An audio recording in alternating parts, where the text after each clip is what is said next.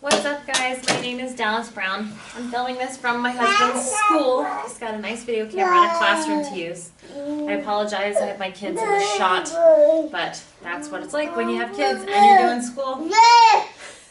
I'm in my second year in the FNP program, and I've created this video to share with all of you my personal philosophy on healthcare and nursing. It can only be 5 minutes long, so I better get started. My husband says I'm very long-winded, but in my defense, I'm Jewish and I have a vagina. Alright, let's start with the big picture. Healthcare, the field in which we practice. I believe that healthcare is a right and not a privilege. Sorry, Labrador.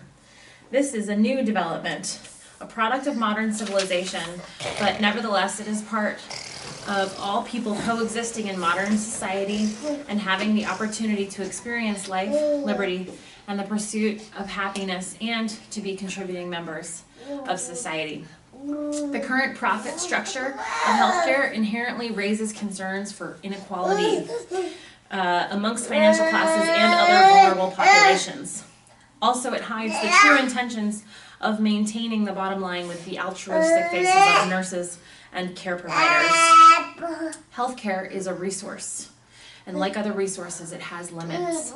Whether it will be a pay-for-service structure, a for-profit structure, socialized federal structure, or any other structure, there will be haves and have-nots. So how can we do the most good with the resources we have? In the emergency department, we triage according to the Emergency Severity Index, the ESI, and those patients with the highest priority according to their criteria receive the most resources. So what sort of triage structure exists currently in the United States to allocate the healthcare resources we have? Well, in Just, a colleague of mine recently made a presentation for an immigration agency helping newly arrived immigrants understand and navigate the U.S. healthcare system. And he titled the presentation, "Welcome to the U.S. healthcare system. Do you have insurance?" Obviously, he changed the title of the presentation before he gave the presentation.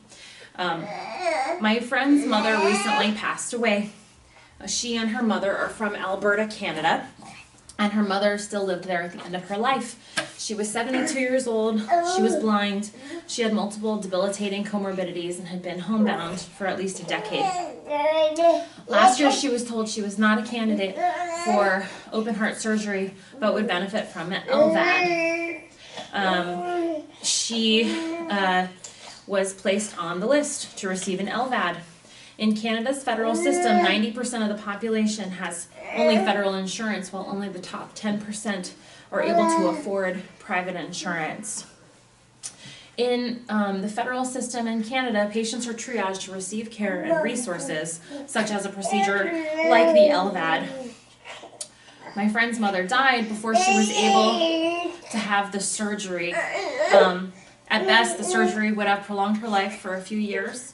It would not necessarily have improved her quality of life. Utilitarianism is heartless on the surface, but what you don't see is the 20-year-old guy with congenital defects that was able to get the LVAD, or the 50-year-old school teacher that instead got that LVAD. So resources are not unlimited, even in our for-profit system. Resources get allocated to some and not to others. At 65 years of age in this country, everyone is eligible for Medicare, while millions of children and young working folks remain uninsured. The health of our nation suffers, and the cost of health care rises. As a nurse, it is not easy to navigate this environment. The principles of nursing as listed by the American Nurses Association to prevent illness and injury seem impossible in the current system where there are no financial incentives for preventative care, and only those with the financial means can afford to have preventative care. I think we can only thrive as a nation if we lift everyone up. Access to health care for all the patients that I care for would give them a chance to be free from poor health outcomes throughout their lifespan. How can I advocate for my patients, their families, my community, and the general population in a for-profit structured healthcare system? It's very corny, but I have a portrait of Florence Nightingale on my wall. The alleviation of suffering, placing the patient in the best situation for nature to act upon them, the practice of nursing based on science and good data. That is what Florence Nightingale stands for to me and is part of what guides my ethics in nursing practice. I am employed at a Catholic hospital. Jewish girl in a Catholic hospital, what?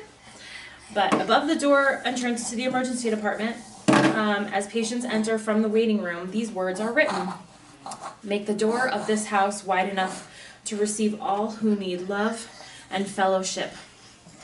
What the Bible goes on to say that is not written there is make the door narrow enough to shut out envy, pride, and hate. Make its threshold smooth enough to be no stumbling block to children nor to straying feet, but rugged enough to turn back the tempter's power. Thank you for taking the time to watch this video.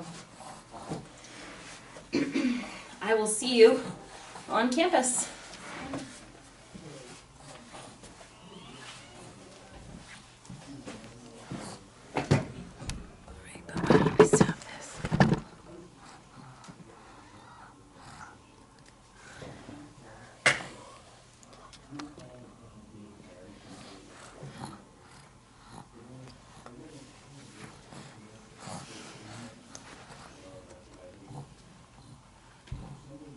Hey, Zach.